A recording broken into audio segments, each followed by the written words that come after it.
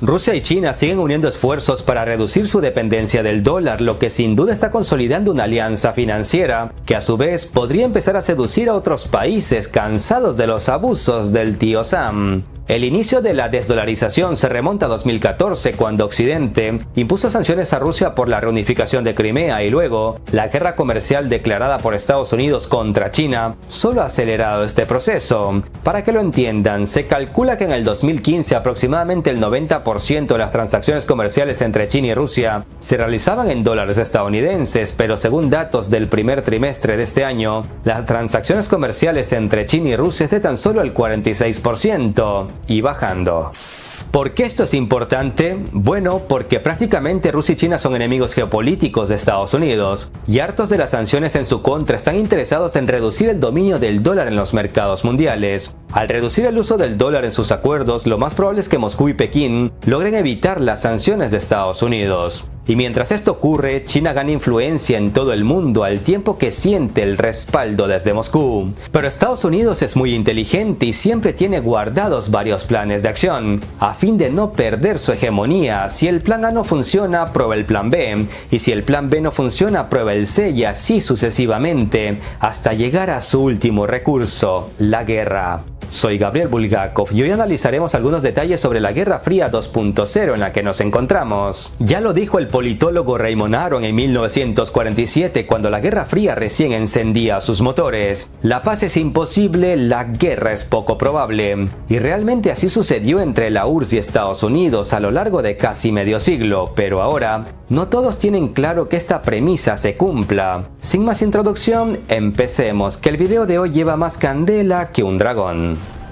La nueva Guerra Fría en la que nos encontramos está golpeando las relaciones entre China y Estados Unidos, y como consecuencia el resto del mundo se está viendo también muy afectado. Más que nada porque el mandamás pide a sus aliados que pongan distancia con China y de paso les insisten que también pongan distancia con Rusia. A estas alturas casi nadie duda en que el enfrentamiento entre los dos gigantes, me refiero a Estados Unidos y China, dejará una huella en nuestro siglo, así como la lucha entre Estados Unidos y la Unión Soviética marcó la segunda mitad del siglo XX. Y es que después de que China se convirtió hace unos pocos años en una potencia mundial de primera clase, su líder, Xi Jinping, ha adoptado una postura que busca un balance en el mundo, que busca un mundo multipolar o al menos bipolar. Y para ello, Estados Unidos debe perder algunos privilegios comerciales y financieros que se autoconcedió después de la Segunda Guerra Mundial. Con esto en mente, el presidente chino está haciendo de su país una nación influyente en la arena internacional. Donald Trump fue elegido en 2016 más que nada porque supo explotar el descontento social en torno a la disrupción de la industria estadounidense, que había perdido terreno ante las industrias chinas. Sin embargo, el discurso era contradictorio y ambiguo porque su hija Ivanka tiene una marca de ropa que hasta el 2018 fabricaba principalmente en China. Estimados amigos, no se rían que hablamos en serio. Una vez en el poder, Trump emprendió su guerra comercial contra China y puso su enfoque proteccionista. La epidemia de coronavirus ha llevado el conflicto a un nuevo nivel, puesto que Trump vio la oportunidad de culpar a China de todos los males y hasta llamó al coronavirus como virus chino. Pero esto no es más que una táctica electoral, puesto que Trump espera que la escalada en las tensiones con China lo ayude a asegurar su reelección en noviembre. Sin embargo, aun si Trump pierde las elecciones, que lo dudo mucho,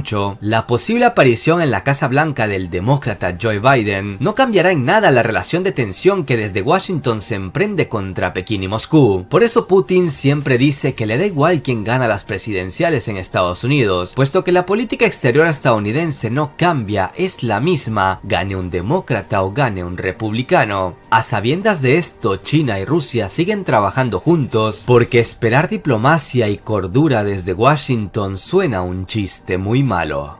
El actual conflicto entre Estados Unidos y China, que muchos llaman como Nueva Guerra Fría o Guerra Fría 2.0, no puede compararse mucho con la Guerra Fría entre Estados Unidos y la Unión Soviética. Esa Guerra Fría la URSS la perdió porque pensaba que la batalla era ideológica, cuando en realidad desde Washington tenían claro que el asunto era financiero y comercial.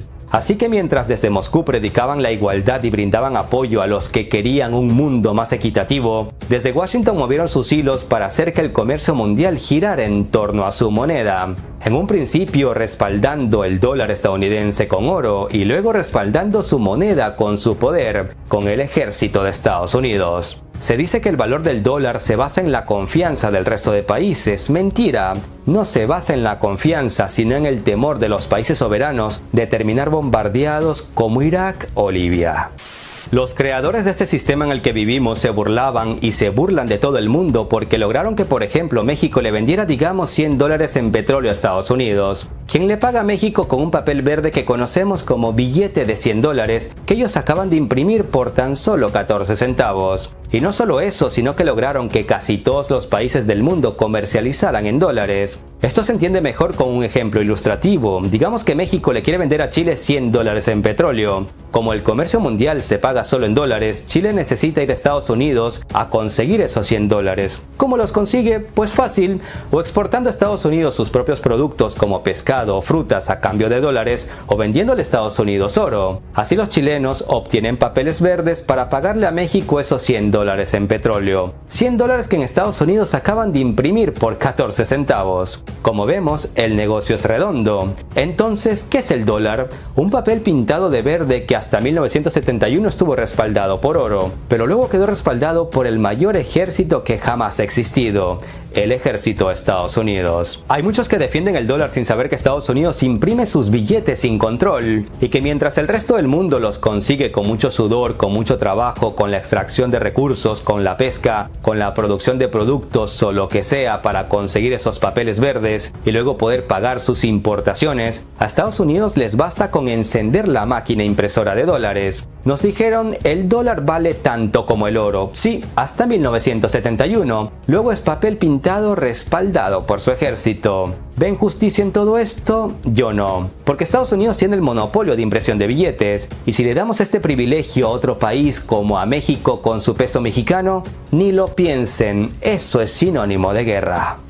Así que a mi criterio el gran error de la Unión Soviética fue pensar que el conflicto con Estados Unidos era ideológico cuando en realidad el asunto iba por otro lado. Pero ahora China no está cometiendo el mismo error y sabe que si quiere que el mundo sea multipolar, no puede dar el brazo a torcer en materia financiera y comercial. Y ese es el principal temor de Estados Unidos, puesto que China está muchísimo más conectada con la economía mundial que lo que la URSS lo estuvo en su época. De ahí la pregunta, entonces si Estados Unidos ve su hegemonía mundial amenazada y el dólar va quedando desenmascarado, ¿la Guerra Fría actual pasará a ser caliente? Vamos a intentar analizarlo porque no en vano, como hablábamos en el video anterior, China ha modernizado a su ejército y está dispuesta a defender sus intereses nacionales con la furia de un dragón, respaldada, como no, por Rusia.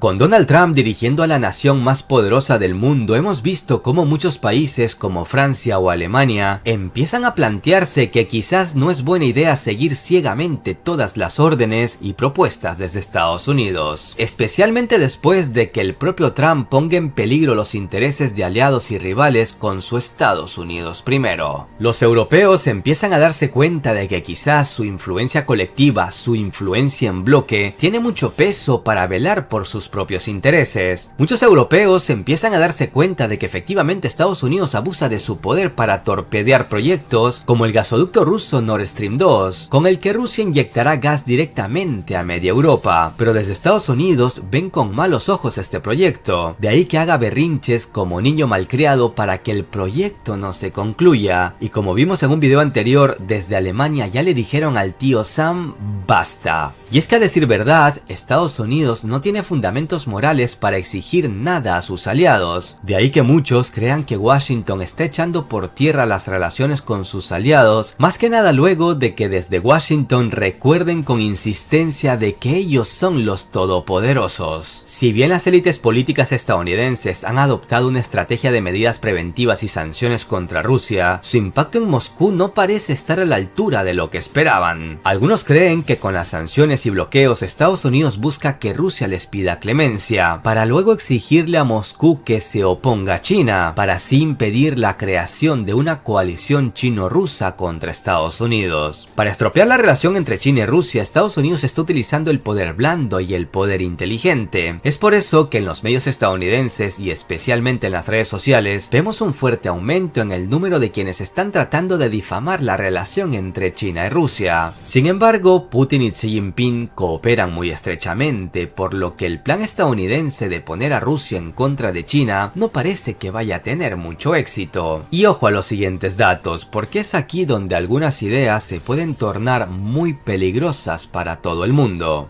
Algunos historiadores recuerdan que las transiciones hegemónicas de una potencia a otra implicaron guerras de por medio. La última transición ocurrió durante la Segunda Guerra Mundial, cuando Reino Unido le entregó la batuta a Estados Unidos. Con estos datos sobre la mesa, todo apunta a que si Estados Unidos se desespera y siente que pierde su poder total, el Mar del Sur de China sería el escenario de una conflagración entre las dos mayores potencias mundiales. El analista Pepe Escobar cita un informe chino no publicado que asegura que la aviación del Pentágono está siendo neutralizada por dispositivos de interferencia electrónicos ubicados en islas y arrecifes en el Mar del Sur de China, y asegura que no hay absolutamente ninguna manera de que la flota del Pacífico de Estados Unidos pueda ganar una guerra de disparos en el Mar del Sur de China. Y si a esto se suma que Putin anunció hace poco que la Marina rusa recibirá armas hipersónicas que no tienen análogos en el mundo, armas modernas que Rusia puede dar a China en caso de una guerra, tenemos que Estados Unidos debe pensárselo muy bien antes de atacar y empezar una guerra contra China. Con su manada de propagandistas como los grandes medios de comunicación y Hollywood, Estados Unidos hizo creer al mundo que los rusos eran y son los malos y los provocadores de guerra. Si nos remontamos a la crisis de los misiles de 1962, casi todos ponen a los soviéticos como los malos de la película, luego de que estos instalaran en Cuba misiles balísticos, cuando en realidad los malos fueron los estadounidenses, que salieron humillados cuando los cubanos en menos de 72 horas los derrotaron en Bahías de los Cochinos, y la URSS solo ofreció su apoyo a su aliado latinoamericano. Muchos críticos también olvidan que en aquel incidente Estados Unidos tenía misiles nucleares en Turquía que apuntaban directamente a Moscú, y Estados Unidos se asustó cuando los soviéticos los apuntaron directamente a Washington desde Cuba. Entonces, ¿quién es el malo y el provocador?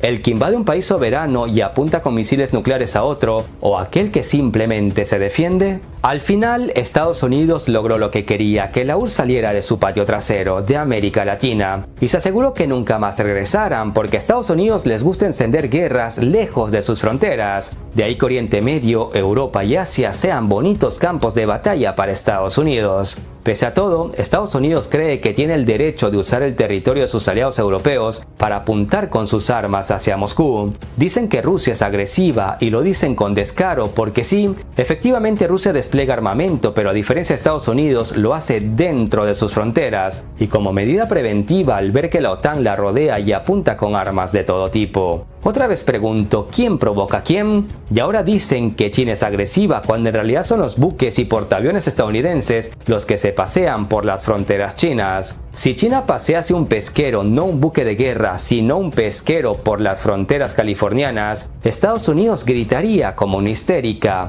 Por eso creo que estos paseos de guerra estadounidenses por Asia son peligrosos, ya que pueden pasar la guerra de fría a caliente. Veamos por qué. Hace unos días, un centro de investigación chino informó de una creciente actividad de los buques y aviones de guerra de Estados Unidos en el Mar del Sur de China, en comparación con los meses anteriores. El director de la institución, Hu Bo, advirtió de 3 tipos de encuentros entre los ejércitos de China y Estados Unidos que pueden llevar a una escalada. En primer lugar, los buques de guerra de Estados Unidos frecuentemente entran en las aguas dentro de las 12 millas náuticas de las islas Spratly o en aguas territoriales de las islas Paracelso. En teoría, China puede expulsarlas o interceptarlas, pero sabe que al hacerlo podría desatar un conflicto bélico. Y entonces, ¿quién es el que está provocando a quién? En segundo lugar, las frecuentes operaciones de reconocimiento aéreo de los aviones de guerra de Estados Unidos son también muy arriesgadas. En teoría, China podría aumentar la alerta, pero la colisión en la isla de Hainan en 2001 tiene un antecedente, y un incidente de este tipo en la actualidad puede desatar un conflicto bélico. Y entonces, ¿quién es el que está provocando a quién? En tercer lugar, tanto China como Estados Unidos llevan a cabo todo tipo de ejercicios militares cada año, y ambas partes normalmente realizan reconocimiento y monitoreo el uno del otro. Esto es comprensible desde una perspectiva militar, pero las fricciones son inevitables si la distancia no se mantiene. El problema es que en los últimos años, Estados Unidos ha estado prestando cada vez menos atención a la distancia segura, y una crisis mayor podría desatar un conflicto bélico. Entonces, ¿quién es el que está provocando a quién? Dadas las actuales relaciones generales entre China y Estados Unidos, si se produce algún accidente marítimo o aéreo, es probable que la fricción no se pueda gestionar de forma eficaz y resulte en una escalada. Por lo tanto, los riesgos son cada vez mayores, concluyó el director del Centro de Investigación chino SCSPI, Hu Bo. El especialista en seguridad mundial Michael Clare considera que la principal limitación de Estados Unidos es su frágil situación interna. Si la Guerra Fría en curso se deslizara hacia una guerra caliente, Estados Unidos afrontaría la limitada capacidad de reclutamiento del Pentágono. A diferencia de la Guerra Fría original, los hombres jóvenes en este país ya no están obligados a servir en el ejército de Estados Unidos, argumenta Clare, recordando la guerra de Vietnam, por ejemplo. Además, una guerra contra China y probablemente también contra Rusia necesita de un nivel de reclutamiento que sería imposible en la situación interna que vive Estados Unidos. A no ser que Estados Unidos busque la destrucción de este planeta, lo más probable es que se cumpla la premisa: la paz es imposible, la guerra es poco probable. No podemos terminar este video sin recordar que China, harto de las sanciones estadounidenses, acaba de anunciar que también aplicará sanciones contra 11 funcionarios estadounidenses, entre los que destacan los senadores Ted Cruz y Marco Rubio, promotores de la política anti-China. Esta medida se produce en respuesta a la decisión tomada por Washington de imponer sanciones contra 11 funcionarios chinos y de Hong Kong. Desde Hong Kong también han respondido con contundencia al rechazar que Estados Unidos los use como un peón en su táctica para crear problemas en la relación China-Estados Unidos, al tiempo que lamentan los intereses egoístas de algunos políticos estadounidenses. Una sociedad quebrada por el empobrecimiento de la clase media y el brutal enriquecimiento de los más ricos empieza a hartar a la sociedad estadounidense, donde en medio de tanta desigualdad muchos piden igualdad. En el ámbito internacional, muchos se preguntan si las tensiones chino-estadounidenses acelerarán la formación de, por ejemplo, una Europa más unida, soberana e independiente. Si la Unión Europea no quiere seguir de rodillas ante Washington, entonces deberá esforzarse por ser respetada y por empezar a no hacer caso de lo que le dictan desde Estados Unidos. Los europeos tienen muy poco que ganar si apoyan a Estados Unidos en la cruzada contra China y Rusia. Por lo tanto, Europa debe pensar en sus propios intereses y no quiere terminar convertida otra vez en un peón de Estados Unidos en una nueva guerra fría, como lo fue durante la anterior. Lo cierto es que los planes de Estados Unidos para contrarrestar a China se le están acabando. Su última opción sería la guerra, pero en tal escenario todos sin excepción, terminaríamos perdiendo. Por eso, esa no es una opción. Soy Gabriel Bulgakov, hagamos la paz, no hagamos la guerra. Un abrazo virtual a todos. Hasta la próxima.